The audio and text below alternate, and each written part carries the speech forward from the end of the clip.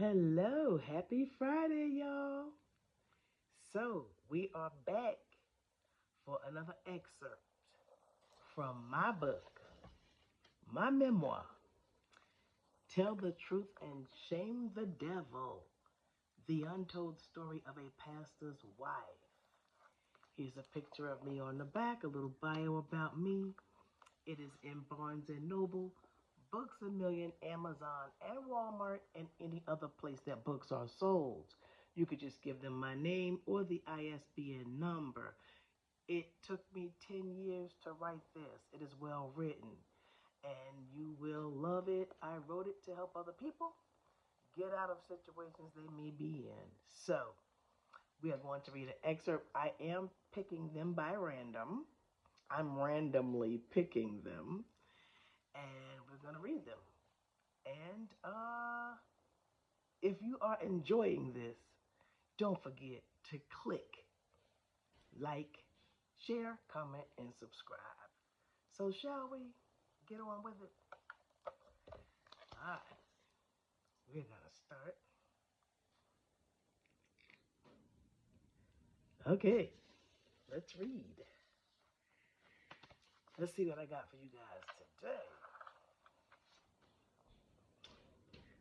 All right, here we go.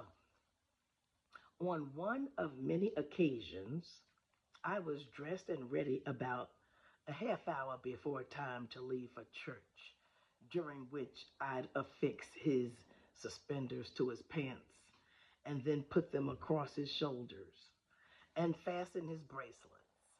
I was wearing a new suit that looked as if it was tailor-made, a new pair of nice subtle pumps, a new clutch, and a new hat tilted in that perfect position that would make sisters holler, "You're wearing that hat, girl," or "You know you're wearing that hat." But Revy Rev never acknowledged any of it and didn't say a word. While in the car, I asked him, "Do you like my outfit?" You didn't say anything. I tried to be as humble as I could in asking, hoping he wouldn't go off the deep end, knowing how the least thing made him flip. But he flipped in spite of my efforts. "That's the problem with people now. They don't get ready for church. They just go to church. You should have your mind on church, not on how you look." He said that as huffy as he could, and it wasn't that serious. After all, he was my husband, as he loved to say. There had been a few occasions throughout the years where he seemed to have struggled and painfully said, "You're looking pretty sharp there, Sister Diefenbar." That was the best he could do, and I accepted it and thanked him. I took what I could get. As we arrived at the church house, I have a cousin that says church house instead of church, and I think it's hilarious. No sooner than we entered, a tall sister was standing there with an off-white fitted knit skirt suit on, and the first thing out of Rev's mouth was, "You look pretty nice there, Sister Jessie." That was all she wrote for me. I was done. You could have stuck a fork in me. I remained as quiet as a church mouse and didn't say a mumbling word as my insides were twisting. After church, I politely took myself to the shopping mall and picked up roughly 5 new name brand suits with matching shoes and paid with his credit card. I walked out of the mall swinging my bags with my shades on like one of those rich women and threw my items in the trunk and chuckled to myself. I passed the town I lived in and drove straight to Mary Ellen's house, knocked on her door, and waited for her at the car, standing directly in front of the trunk. Cell phones weren't so popular back then, so she had no idea I was stopping by. It didn't matter when it came to Mary Ellen. She always had a smile on her face, unlike myself, when it comes to pop ups.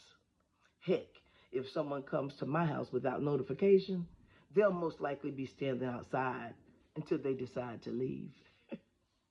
She greeted me at the car. Hey, what's up, girl? Mary Ellen. Rev had a fit when I asked him if he liked the way I looked this morning. But he told this woman as soon as we entered the vestibule how nice she looked. So I popped the trunk and opened it and pointed. Maybe out of these he might like one. And I put them all on his credit card. As she gasped, she proceeded to scream and laugh. Then we went through each one. I did it for him. Obviously, he didn't like what I was wearing, so I bought a few that he might like. She knew I had to have spent a good amount of money, so she said, he's gonna kill you. I replied, ha! Now let's see what he says. And I drove off. Tell the truth and shame the devil, the untold story of a pastor's wife. Buy it as a gift to someone, a gift to yourself. Put it on your coffee table. Christmas gifts, birthday gifts, Barnes& Noble, Books A Million, Amazon, and Walmart. Anywhere books are sold. Just give my name and ISBN number. If you are enjoying these excerpts, please don't forget to like, comment, share, and subscribe. Like, comment, share, and subscribe. Share, share, share. Let's get this into the theaters.